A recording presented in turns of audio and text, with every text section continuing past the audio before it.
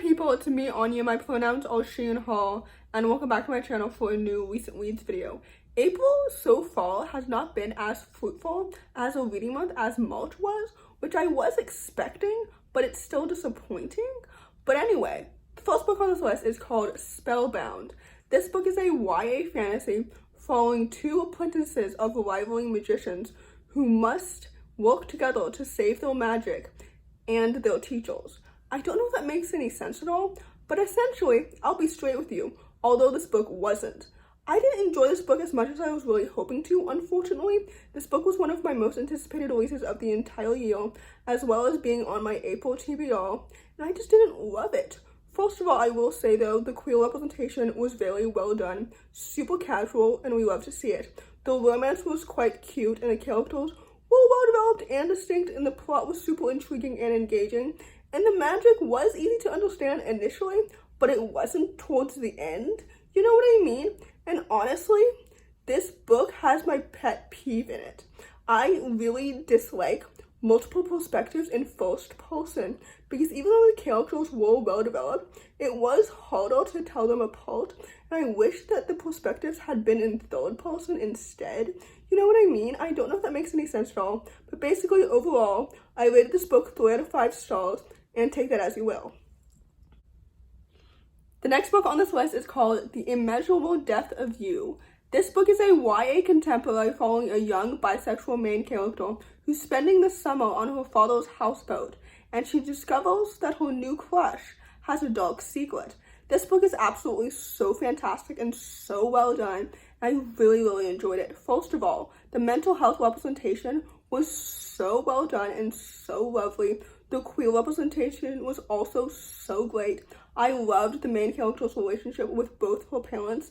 It just felt so authentic and so well done. The plot was so engaging and so intriguing. The characters were so well developed and so distinct. Literally, the plot was so captivating. This book is absolutely so good, and it deserves all the hype and so much more, because literally I was so immersed in this story from the beginning to the very end. Again, I don't really know if this makes any sense. I apologize that my reviews in this video are so all over the place, but that's what happens when I film right before going to bed. But anyway, I digress. The point is, this book is literally so good, and I really enjoyed it. So with that said, I rated it 4 out of 5 stars, and with that said, I would highly recommend it. The next book on this list is called Good Different. This book is a middle-grade contemporary written in verse, following a young autistic main character who is learning to embrace her differences. This book is absolutely so fantastic, and it's so well done. And first of all, I felt so seen by the autistic main character's representation. Literally, this book was so relatable, and it was so well done. And that's why I rated it 5 out of 5 stars. This book is absolutely so amazing, and I resonated so much with the main character and with her, struggles, because I, too, was kind of late diagnosed, if that makes any sense. So, reading through her journey and her journey of, getting diagnosed and, getting to be more and more, understood, not just by, society and her family, but also within herself, it felt so, relatable. I don't know if that makes any sense at all, but basically, this book is so good. The plot was so engaging and so intriguing. Her friendships felt so authentic, as well as her family relationships. This book is so amazing. I loved it literally so much. So anyway, overall, like I said, I rated this book 5 out of 5 stars. I really loved it. So with that said, I would definitely highly recommend it. The next book on this list is called Bianca Torre is Afraid of Everything. This story is a YA contemporary thriller following a young, non-binary lesbian main character who somehow finds themselves solving a murder. This story is absolutely so fantastic, and it's so good. When I started it, I thought to myself, there's absolutely no way that this book is going to live up to all the hype, but it absolutely did. And not just because the representation was so excellent and literally so well done. The mystery was so captivating and so immersive, which made the plot so much more engaging than it already was. The characters were all so well developed and so distinct. The friendships were so lovely and so wonderful. The sapphic romance was so cute and so well done. Like I mentioned, the non-binary representation was so lovely and so wonderful, and it literally felt so authentic. This book is so good. And like I said, it totally deserves all of its hype and so much more. I'm so excited for the author's next middle grade book, which I believe is called The Other Woods and comes out in October or something like that. But anyway, I digress. The point is, this book is absolutely so fantastic and so excellent. So with all that said, I rated this book 4 out of 5 stars. I would definitely highly recommend it. The last book on this list, and certainly not the least, is called Throwback. This story is a YA contemporary science fiction that follows a young Korean-American main character who gets sent back to the 1990s to help her teenage mom become a homecoming queen.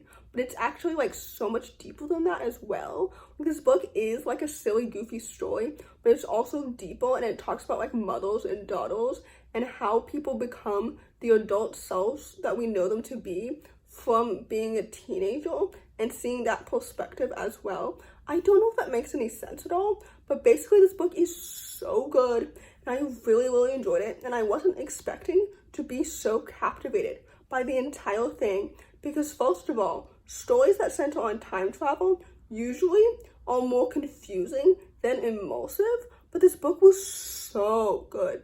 I definitely understand the comparisons to like the Joy Luck Club, even though I've never read it, but what I know about it, and Back to the Future, obviously. Like, this book is so good. The plot was so intriguing and so engaging.